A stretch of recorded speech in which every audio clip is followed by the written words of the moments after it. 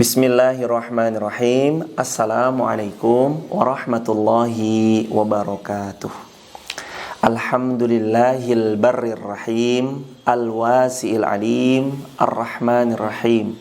Wassalatu wassalamu ala asrafil anbiya'i wal mursalin, nabiyyina Muhammadin sallallahu alaihi wasallam wa ala alihi wa sahbihi ajma'in, amma ba'd. Segala puji hanyalah milik Allah, Zat yang maha segala-galanya, Zat yang maha pengasih, selalu mengasihi setiap hamba-hambanya, Zat yang maha penyayang, selalu menyayangi seluruh makhluk-makhluknya. Dialah Zat yang tiada sesembahan yang berhak diibadahi dengan benar kecuali Dia, Allah. Mudah-mudahan kita senantiasa beribadah dengan khusyuk, tulus, ikhlas, hanya mengharap ridho Allah Azza wa Jal. Dan mudah-mudahan kita semua senantiasa dikuatkan imannya untuk tetap istiqomah sampai kita diwafatkan dalam keadaan husnul khatimah.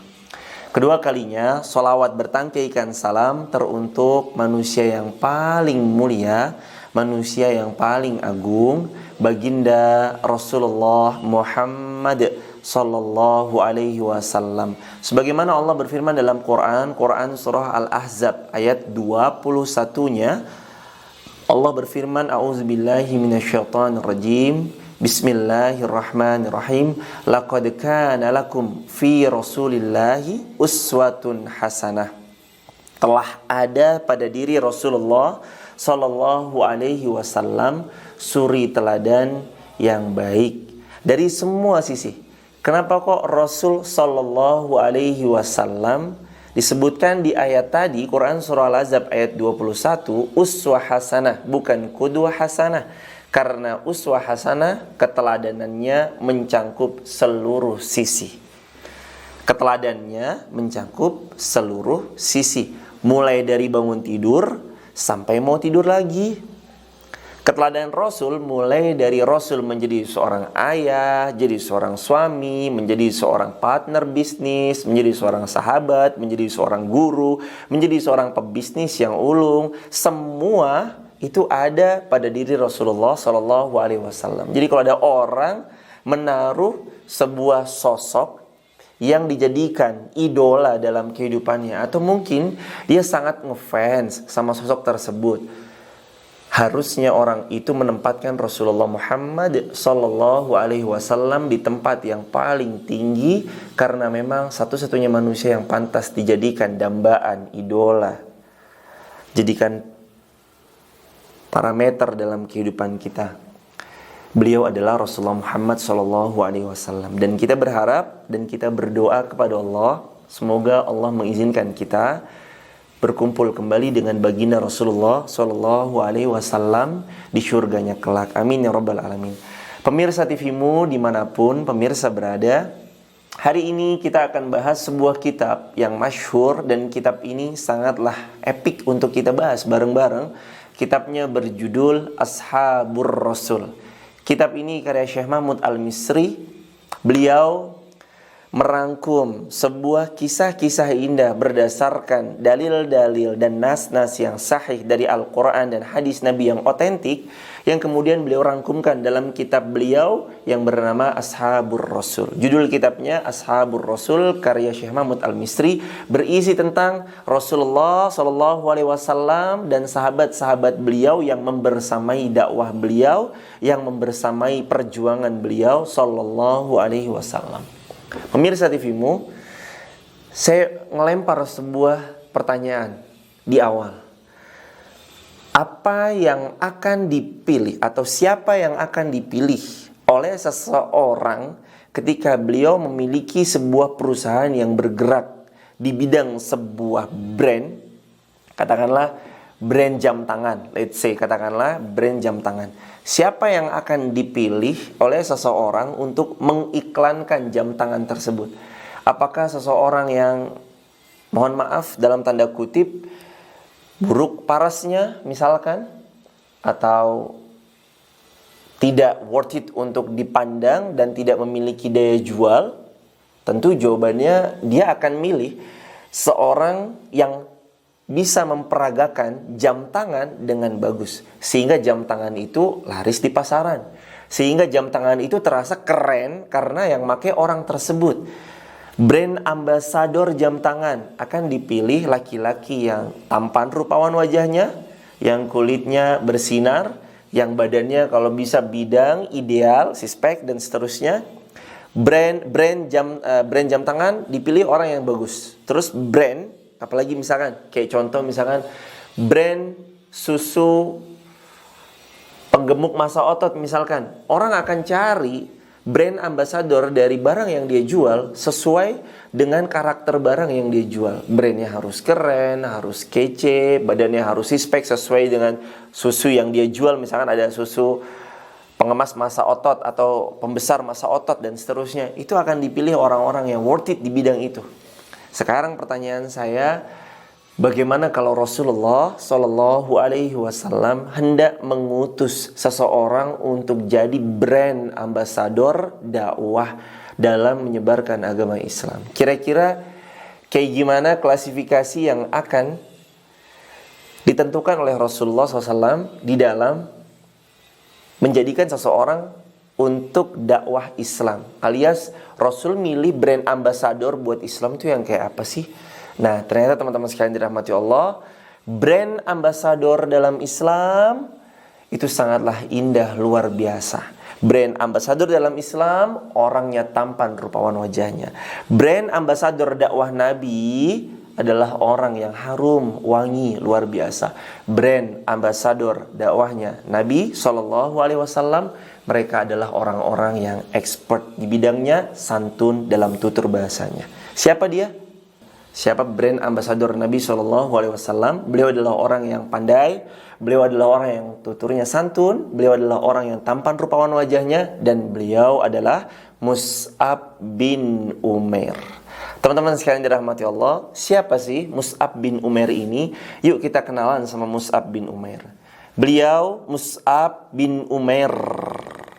Beliau adalah brand ambasador dakwah Nabi SAW dalam menyebarkan agama Islam di kota Yasrib.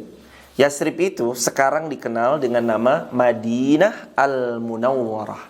Mus'ab bin Umair, teman-teman sekalian dirahmati Allah, beliau seseorang yang pada awalnya bergelimang dengan segala kenikmatan. Orang tuanya kaya raya. Mus'ab bin Umair itu kalau pakai baju, bajunya itu cuma ada dia doang yang pakai. Karena ibunya sengaja membelikan bahan-bahan terbaik dari negeri Yaman, bahan-bahan kain terbaik dari negeri Syam yang kemudian dibuat spesial untuk Mus'ab bin Umair. Sampai-sampai orang-orang pemuda Quraisy itu bilang, bajunya Mus'ab bin Umair itu hanya satu di kota Mekah, nggak ada yang nyamain sama sekali. Keren nggak? Brand ambasador dakwah Nabi ini. Tapi ini sebelum beliau masuk Islam.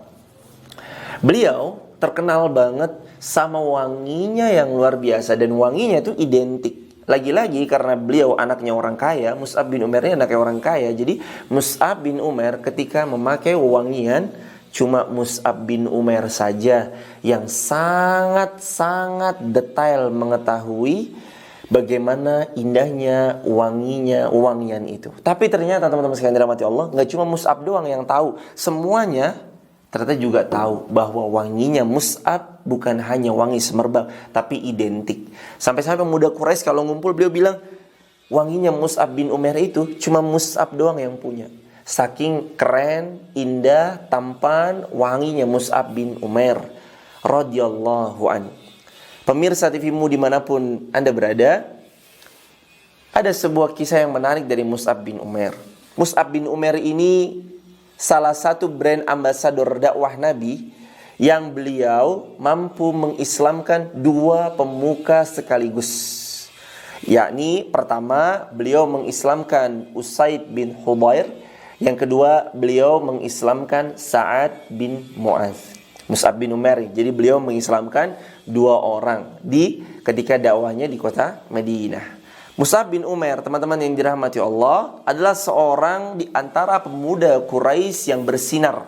Tadi saya sudah katakan, paras wajahnya tampan, penampilannya menarik, seperti mutiara. Ibaratnya Mus'ab bin Umair adalah mutiaranya kota Mekah. Kebayang gak sih? Mutiara, bisa dikatakan mutiara itu karena memang segitu berharganya. Mus'ab bin Umair dikatakan oleh penulis Syekh Mahmud Al-Misri, ibarat mutiaranya kota Mekah, memang sebegitu mulianya Mus'ab bin Umair di pandangan penduduk kota Mekah, di mata orang-orang yang ada di sekitar beliau. Itulah Mus'ab bin Umair. Mus'ab bin Umair sering sekali menjadi buah bibir di majelis-majelis dan setiap perkumpulan-perkumpulan mereka. Jadi pemuda-pemuda Quraisy itu kalau duduk bareng, cengkrama bareng, bermajelis bareng, kadangkala ada Mus'ab bin Umair lewat, dia langsung bilang, wah Mus'ab bin Umair beruntung banget ya dia, terlahir dari orang kaya, beruntung banget ya dia. Terus jadi buah bibir pembicaraannya mereka. Kenapa jadi buah bibir? Biasa, trending topik, hashtag yang mencapai trending topik itu biasanya menjadi sorotan gitu loh. Trending topik misalkan di sebuah platform, katakanlah sosial media A, kalau dia trending di atas itu, pasti lagi jadi buah bibir pembicaraan. Wah ini seru banget nih kita bicara ini. Gitulah Mus'ab bin Umair. Saking tampannya, ketampanan jadi buah bibir. Saking santunnya, kesantunan jadi buah bibir. Saking tajirnya, kayanya, kekayaan jadi buah bibir. Itulah Mus'ab bin Umair. Keren banget. Anak muda yang penuh talenta, yang santun luar biasa, yang berkarisma. Ternyata beliaulah yang akan menjadi brand ambasador dakwahnya Nabi dalam menyebarkan agama Islam di kota Yasrib atau Madinah Al-Munawwarah. Teman-teman sekalian dirahmati Allah, setelah Mus'ab bin Umair masuk Islam, tapi kayaknya terlalu cepat kalau kita bicara ketika Mus'ab bin Umair masuk Islamnya, sedikit kita akan melihat flashback. Gimana Mus'ab bin Umair melalui masa-masa beratnya saat Mus'ab bin Umair masuk ke dalam agama Islam. Mus'ab yang kaya raya, pakaiannya cuma satu-satunya pakaian dibanding pemuda Madinah, parfumnya juga sama dan seterusnya. Mus'ab bin Umair itu pernah diboikot sama keluarganya.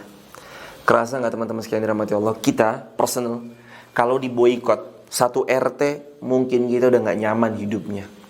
Kalau kita diboikot satu RW, kita udah gak nyaman hidupnya. Kalau kita diboikot satu RT tapi keluarga masih support kita, mungkin masih adalah secercah harapan untuk kita semangat menjalani kehidupan. Atau mungkin let's say kita bisa pindah ke satu wilayah kayak di RT lain dan seterusnya. Tapi ketahuilah, yang memboikot Mus'ab bin Umair itu bukan lingkungannya, bukan RT-nya, bukan RW-nya, tapi yang menyedihkan adalah Mus'ab bin Umair diboikot oleh keluarganya sendiri. Keluarganya memboikot Mus'ab bin Umair, sehingga Mus'ab bin Umair gak dapat akses lagi untuk merasakan nikmat dan indahnya menjalani kehidupan sebagai anaknya orang kaya, pakai baju fasilitasnya orang-orang kaya, pakai parfum yang sangat identik cuma satu-satunya di kota Mekah miliknya Mus'ab bin Umair. Itulah Mus'ab, diboikot sama keluarganya. Kemudian teman-teman dirahmati Allah, Mus'ab bin Umair merasakan hal yang luar biasa. Kayak orang diboikot gimana sih rasanya? Gak nyaman, apalagi yang memboikot itu adalah keluarganya. Gak nyaman banget. Mus'ab hidup dengan ketidaknyamanan tatkala orang tuanya memboikot dirinya. Saat itu ia menjadi orang yang mengembalikan semuanya pada Allah. Diliputi dengan sebuah tameng perisai besar yang bernama kesabaran. Kesabaran sebagaimana yang Allah anjurkan dalam Al-Quran surah Al-Ma'arij ayat yang kelima, fasbir sabran jamila, bersabarlah engkau dengan kesabaran yang baik. Ketika Mus'ab bin Umair diboikot oleh keluarganya, Mus'ab bin Umair hampir berputus asa karena gak nyaman lagi dia tinggal dimanapun kalau orang tuanya sudah memboikot dirinya, kalau orang tuanya sudah membenci dirinya. Tapi Mus'ab, anak muda yang bukan kaleng-kaleng, Mus'ab bin Umair radhiyallahu an adalah anak muda yang keren, hebat, luar biasa. Beliau punya tameng, punya perisai yang kuat, yakni keimanan. Yang dengan imannya Mus'ab bin Umair, beliau senantiasa bersabar terhadap ujian manapun yang datang dalam kehidupannya. Teman-teman sekalian dirahmati Allah, Allah berfirman dalam Al-Quran, Quran surah Az-Zumar, surah nomor 39 ayatnya ayat yang ke-10. Allah berfirman, innama yuwaffas sabiruna ajrahum bighairi hisab.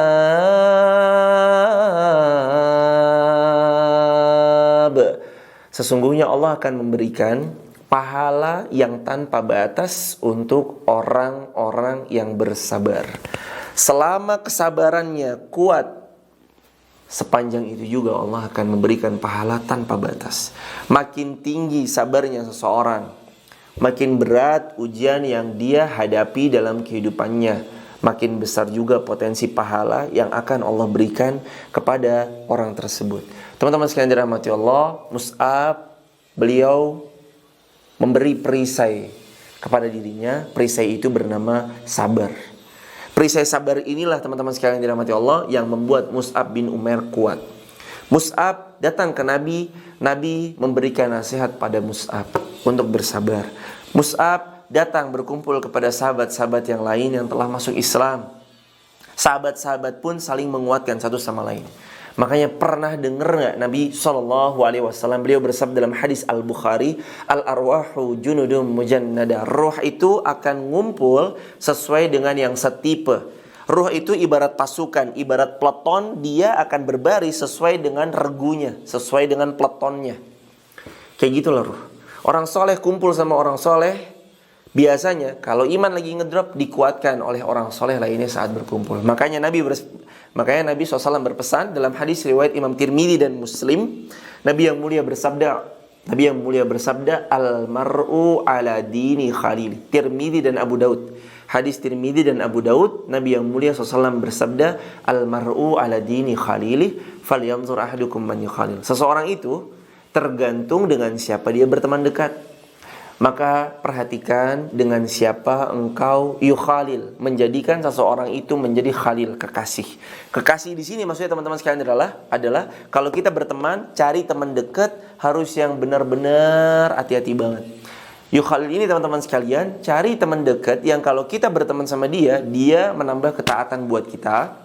Dan kalau kita menjadi temannya, kita juga menambah atau jadi booster buat ketakwaannya. Atau kalau dia lawan jenis, kata Nabi yang mulia, maka perhatikanlah dengan siapa khalil engkau menjadikan seseorang menjadi kekasihmu. Maksudnya adalah menjadi pasangan hidupmu, menjadi suamimu, menjadi istrimu, dan begitu seterusnya. Mus'ab bin Umair bersyukurnya Mus'ab bin Umair memiliki sahabat-sahabat yang mensupport beliau dalam hijrahnya, dalam imannya, dalam memeluk agama Islam. Beliau adalah sahabat-sahabat yang mulia. Ada Abu Bakar As-Siddiq, ada Umar bin Khattab. Karena Abu Bakar dan Umar tuh udah masuk Islam lebih dulu ya. Ada Utsman bin Affan, ada Ali bin Abi Thalib, dan sahabat-sahabat lain yang banyak saat itu yang senantiasa mensupport Mus'ab bin Umair radhiyallahu anhu di dalam memeluk agama Islam. Inilah laki-laki sejati teman-teman sekalian. Laki-laki sejati dengan imannya dia teguh memegang. Apapun konsekuensinya dia akan siap hadapi. Apapun aral melintang dia akan siap untuk melewati dan melaluinya dengan iman serta perisai yang bernama sabar. Ujian terasa ringan karena kita tahu rumusnya. Kebayang gak teman-teman, ujian yang paling berat ketika teman-teman waktu SMA dulu, ujian apa kira-kira? Fisika, matematika? Ini luar biasa. Saya sangat respect kalau ada seorang guru yang mampu dengan elok, dengan indah, dengan baik mengajarkan dua mata pelajaran yang tadi, fisika dan kimia. Ini guru-guru yang semoga Allah senantiasa memuliakan beliau karena beliau indah luar biasa, mampu menguasai dua ilmu yang banyak orang menganggap ilmu itu cukup lumayan tidak mudah, fisika dan kimia. Ketahuilah teman-teman sekalian dirahmati Allah, ketika kita nggak paham rumusnya, nggak ngerti cara jawab soalnya, soal fisika atau soal kimia itu datang dalam ujian, kita kelabakan. Kita nggak bisa. Kenapa? Kita nggak tahu rumusnya. Kenapa? Ya karena kita nggak belajar. Tapi lain cerita, sesusah apapun fisika, kalau semalam kita belajar, qadarullah wa masya'afa'al, kita pas belajar, kita hanya mempelajari rumus itu aja. Rumus itu aja yang kita pelajari. Soal pada besok ternyata dari dosennya, dari gurunya, cuma satu soal, dan soal itulah yang semalam suntuk selama hampir 3 atau 4 jam kita pelajari semalam suntuk. Kira-kira apakah kita akan tersenyum ketika kita menghadapi soal ujian tersebut? Jawabannya iya. Kita bakal tersenyum pas dapat ujian soal itu datang ke hadapan kita. Dengan kita mengatakan, ini gampang.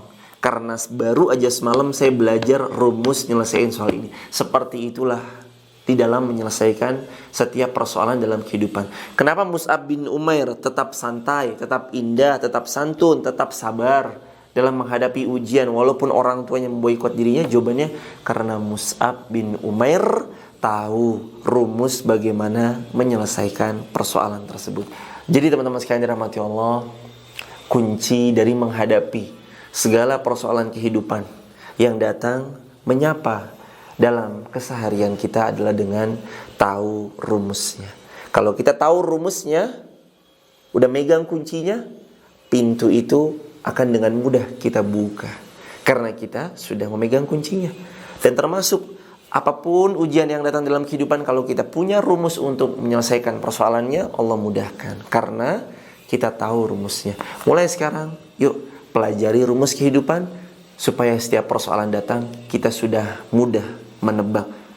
Alhamdulillah saya punya rumus ini, dengan izin Allah saya akan mudah menyelesaikan persoalan tersebut. Teman-teman pemirsa TVmu dimanapun Anda berada, semoga kajian kita yang singkat mendatangkan berkah, manfaat yang berlimpah buat kita semua. Sehat selalu buat teman-teman di rumah, jaga taat, jaga sholat, jauhi maksiat, istiqomahlah. Semoga kita semua diwafatkan dalam keadaan husnul khatimah. Subhanakallahumma bihamdika asyhadu an la ilaha illa anta astaghfiruka wa atubu ilaik. Wassalamualaikum warahmatullahi wabarakatuh.